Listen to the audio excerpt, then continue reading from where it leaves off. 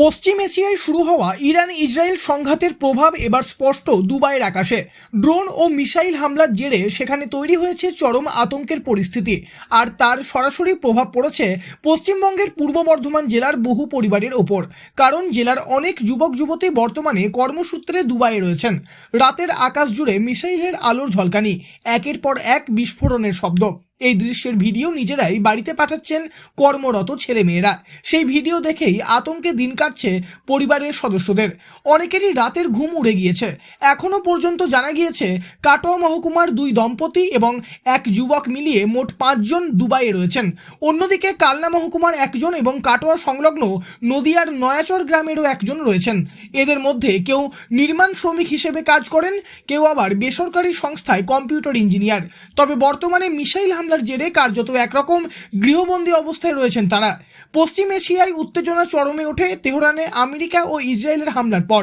তার জবাবে পাল্টা আক্রমণ চালায় ইরান। সেই সংঘাতের রেশ এখন ছড়িয়ে পড়েছে সংযুক্ত আরব আমিরশাহির বিভিন্ন এলাকায়।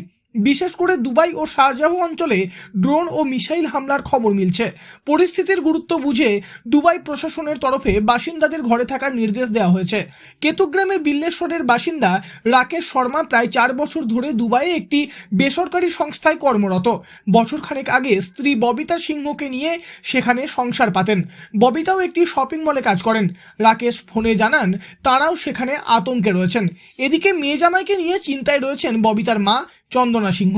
তিনি এই প্রসঙ্গে বলেন, এখন পরিস্থিতি ভয়ানক পরিস্থিতি। এখানে দেশে যুদ্ধ লেগেছে, অন্য দেশে সে বোম টোমে সে ওদের ওখানে পড়ছে সব।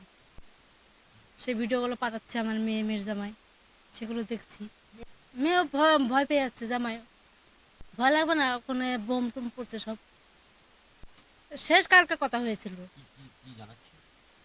জানার চাই যে এরকম বোম ফোম সব পড়ছে বা ভয় পাচ্ছে আমরা সবাই।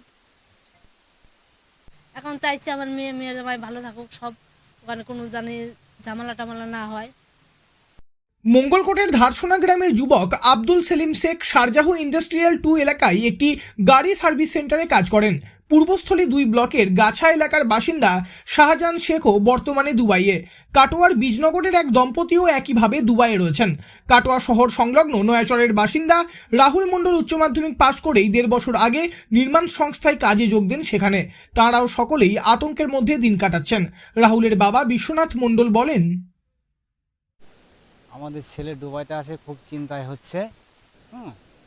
ফোনে মাঝে সাঝে কথা হচ্ছে, আমরাও খুব চিন্তায় আছি। ছেলে দুবাইতে থাকে। চিন্তা কেন হচ্ছে? চিন্তা মাঝে সাঝে বম টম পড়ছে, ফোনে মাঝে সাঝে কথা হয়। কি বলে তখন? এখন বলে বম ভরে, খুব চিন্তায় আছে ওইখানে। হ্যাঁ, ভয়ে ভয়ে থাকে।